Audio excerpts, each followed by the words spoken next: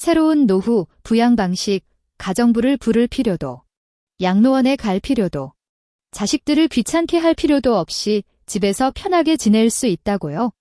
아버지가 뇌졸중으로 쓰러진 후의 고집에 이명호의 마음은 찢어질 듯 아팠다. 가정부를 고용하려면 월급 144만 원. 양로원은 6개월 대기자 명단에 올라야 하고 아내 소영은 이혼을 협박했으며 대입을 앞둔 아들 현우는 돌봐줄 사람이 없었다. 평범한 중년 남자의 삶이 절벽 끝으로 내몰린 순간이었다. 그런데 화요일 아침, 위층에 사는 장순자 할머니가 수상선 미소를 지으며 작은 메모지를 건넸다. 신형 노인 돌봄 모델이 있는데 정말 좋대. 하지만 함부로 말하면 안 된대. 아무나 받아주지 않는다고. 012 명호는 아직도 그날의 충격적인 오후를 생생히 기억했다. 거실에 쓰러진 아버지 이대엽의 반신이 마비되었고 말도 제대로 하지 못하는 모습의 의사는 경미한 뇌졸중 진단을 내렸다. 68세인 어머니 왕미경 역시 허리가 좋지 않은 상태에서 남편을 돌보는 건 버거운 일이었다. 매일 퇴근 후 부모님 집으로 직행해 아버지 마사지를 해드리고 어머니와 함께 장 보러 다니는 게 일상이 되자 아내 소영의 불만이 터져나왔다. 명호, 이 집이 무슨 꼴인지 좀 봐요. 소영은 방 안에 널브러진 더러운 빨감을 가리키며 지친 목소리로 말했다. 현우가 이제 막 수능을 앞두고 있는데 당신은 집에 들어오지도 않아요? 이대로 가정이 유지될 수 있다고 생각해? 소파에 앉아있던 명호는 온몸이 조각나는 듯한 피로감에 시달렸다. 가정부를 고용하려면 월 144만 원. 명호의 월급 216만 원에서 주택론과 차량 유지비를 제하면 도저히 감당할 수 없는 금액이었다. 양로원은 더욱 비싸서 좋은 곳은 6개월 대기자 명단에 올라야 했고 540만 원의 보증금까지 필요했다. 평범한 양로원을 한 번 본 후 그는 밤새 악몽에 시달렸다.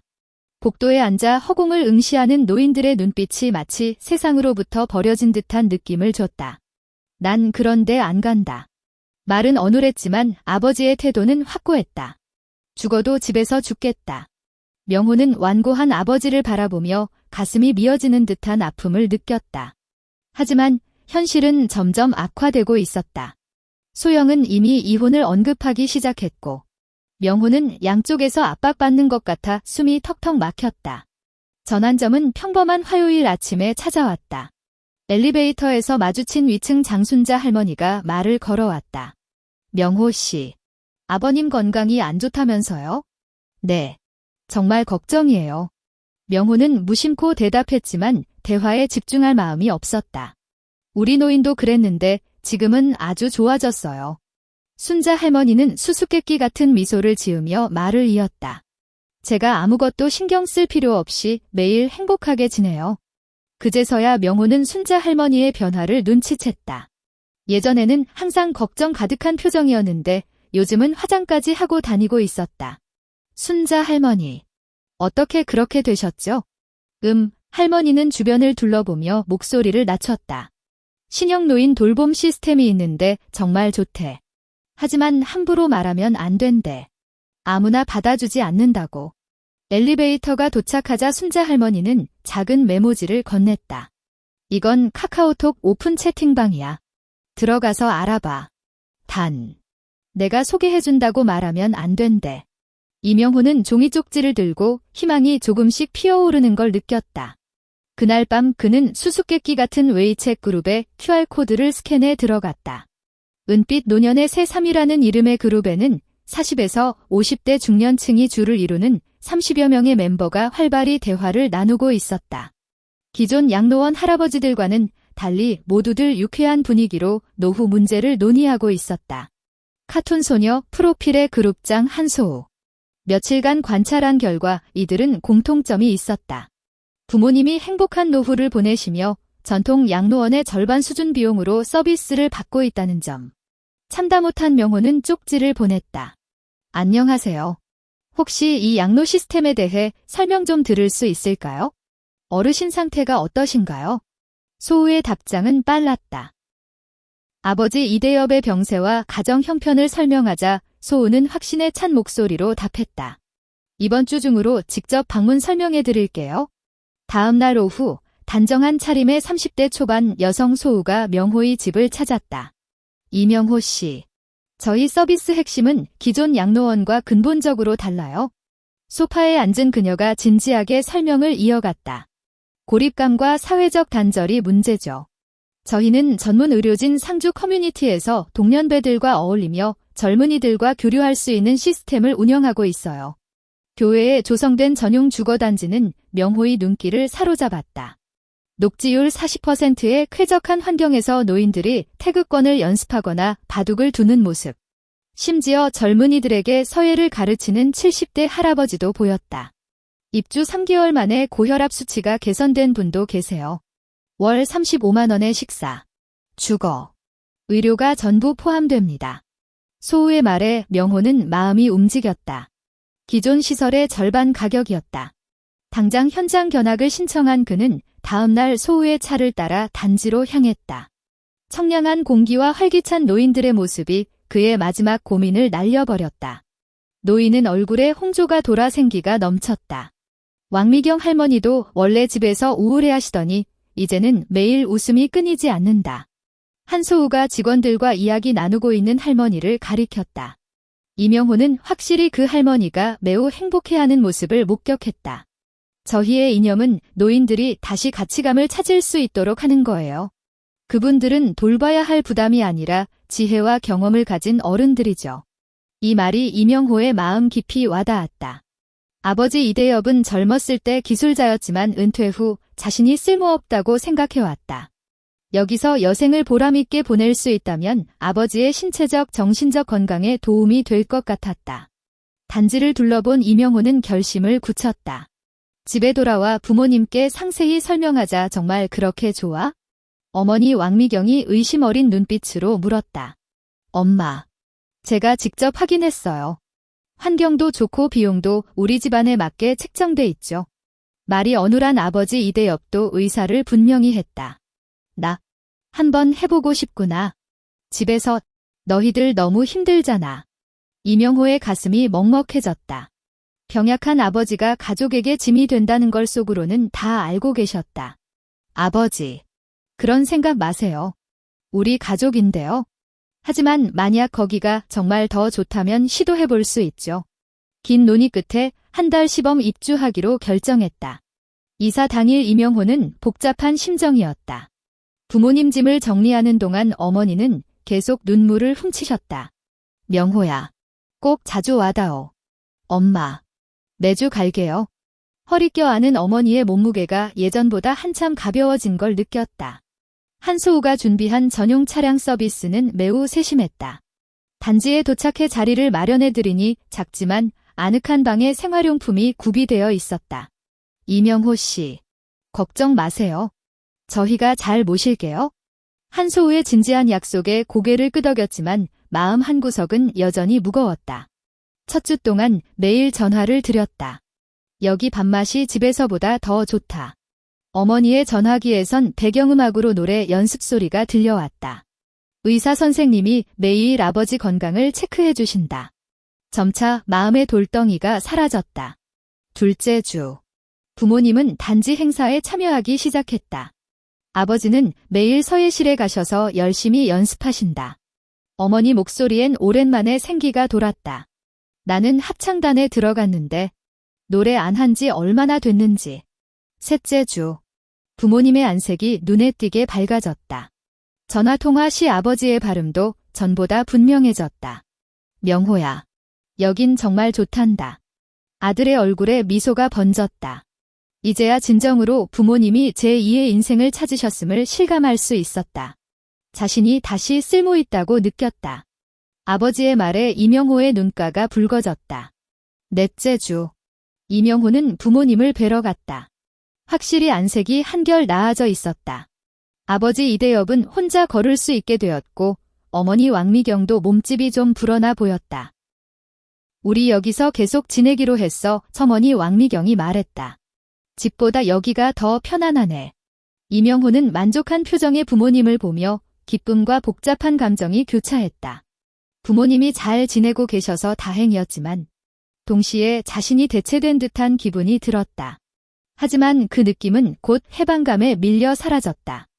이명호는 마침내 정상적으로 출근하고 일상으로 돌아갈 수 있게 되었다. 아내 장소영도 더 이상 불평하지 않았고 집안 분위기가 한결 가벼워졌다. 아들 이현우의 성적도 올랐는데 이제 아버지가 숙제를 도와줄 시간이 생겼기 때문이었다. 모든 것이 좋은 방향으로 흘러가고 있었다. 이명호는 이 평온함이 영원히 계속될 거라 생각했다.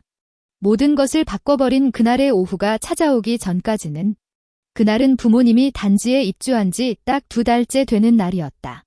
이명호는 갑자기 회의가 취소되어 오후 3시에 퇴근하게 되었다. 부모님께 깜짝 선물을 드리려고 좋아하는 간식을 사들고 단지로 직행했다. 단지 입구에서 경비원이 그를 막았다. 지금은 오후 휴식 시간이라 어르신들께서 주무시고 계십니다. 방문은 4시부터 가능합니다. 저 이대혁 어르신과 왕미경 어르신의 아들인데요. 잠깐 뵙려고요. 이명호가 설명했다. 규정은 규정이니까요. 경비원이 고개를 저었다.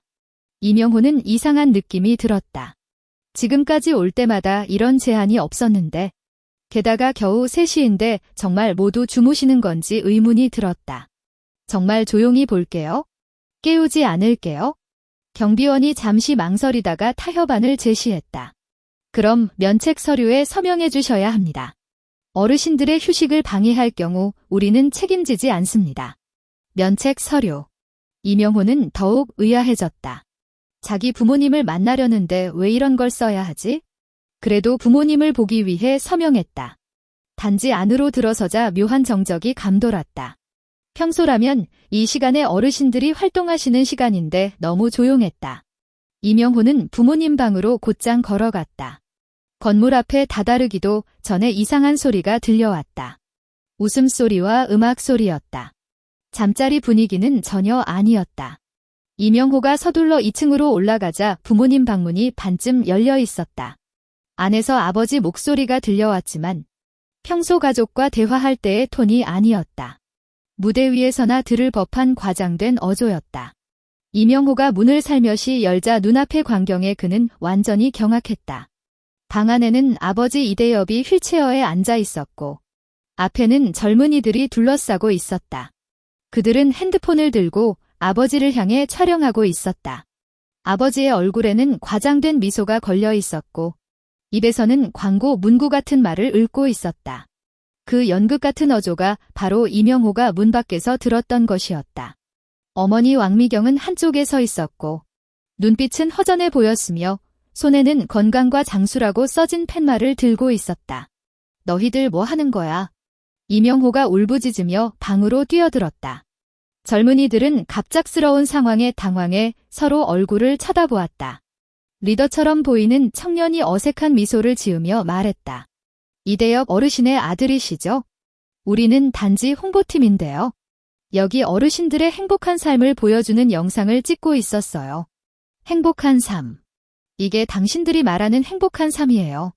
이명호는 분노로 온몸이 떨렸다. 아버지를 바라보니 시선을 피하는 듯 했다. 명호야, 갑자기 왜 이렇게? 어머니가 작은 목소리로 말했지만 목소리에서 당황스러움이 느껴졌다. 엄마, 대체 이게 무슨 일이에요? 아버지를 왜 이렇게 이상한 일을 시키는 거죠? 이명호가 격앙된 목소리로 물었다. 그때 한소우가 허둥지둥 달려왔고 방 안을 보자 잠깐 얼굴색이 변했지만 곧 태도를 가다듬었다. 이명호 씨, 진정하세요. 이건 우리 단지 특색 프로그램이에요. 홍보 영상을 통해 더 많은 분들이 어르신들의 일상을 알 수 있게 하는 거죠. 특색 프로그램. 아버지를 무대 소품 취급하는 게 특색이라고요? 이명호가 소리쳤다. 오해하시는 거예요. 어르신들께서 스스로 가치를 느끼실 수 있게. 가치. 아버지께 필요한 건 진심 어린 돌봄이지 가짜쇼가 아니에요. 이명호가 아버지 손을 잡았다. 아버지, 여기서 나가요? 더는 못 참겠어요. 그러자 아버지가 고개를 저었다. 명호야, 난 여기 있고 싶어. 애들도 잘 대해주고 내가 뭔가 쓸모 있는 것 같아. 이명호는 가슴이 찢어질 듯 아팠다. 한소우를 노려보며 말했다. 담당자랑 바로 면담하겠어요. 지금 당장요. 사무실에서 중년 남자가 유세 있게 인사했다. 계약서 보세요. 조기 해지 시 위약금이 발생합니다. 사기잖아요. 노인들을 이용해 먹는 거 아니에요? 법적 절차 준수했고 대부분 가족분들께서 만족하시는데요. 이대역 어르신도 즐기고 계시잖아요. 이명호는 주먹을 꽉 쥐었다. 창밖으로 보이는 아버지의 웃음소리가 마음을 핥히었다. 위약금이라고요? 이건 불공정 계약이에요. 당신들 고소할 거야. 이명호가 얼굴을 붉히며 소리쳤습니다. 명호 씨, 너무 흥분하지 마세요.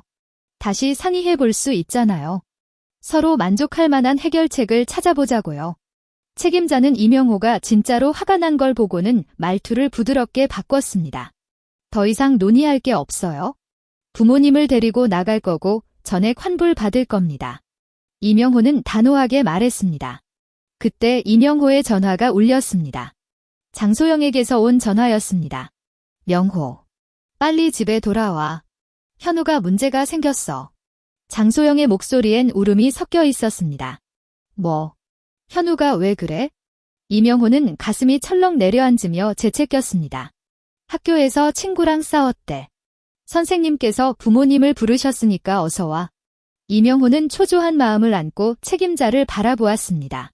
지금 급한 일이 생겼어요. 환불 문제는 다음에 논의하죠. 하지만 준비 단단히 해두세요. 이대로 끝내지 않을 거니까요. 말을 마치자 이명호는 서둘러 사무실을 나와 학교로 향했습니다. 교실에선 고개를 숙인 채 얼굴에 멍이 든 이현우가 있었습니다. 담임 선생님은 사무실로 이명호를 불러 설명을 이어갔습니다. 사건의 발단은 몇몇 학생들이 최근 유행하는 신형 노인 복지 모델을 사기라고 떠들며 노인들을 시설에 맡기는 건 자식들이 짐을 덜려는 것이라 험담하는 걸 현우가 우연히 듣고 화가 난 것이었습니다. 현우는 할아버지를 위해 고민하던 부모님 모습이 떠올랐고 결국 참지 못하고 말다툼으로 번진 것이었죠. 이명호는 선생님의 설명을 듣고 복잡한 심경이었습니다. 아들을 바라보며 말했습니다. 현우야, 내가 할아버지를 생각한 마음은 알겠어. 하지만 폭력은 안 되는 거야? 다음부턴 침착하게 해결하는 법을 배우자. 응. 이현우는 고개를 끄덕였습니다. 아빠, 제가 잘못했어요.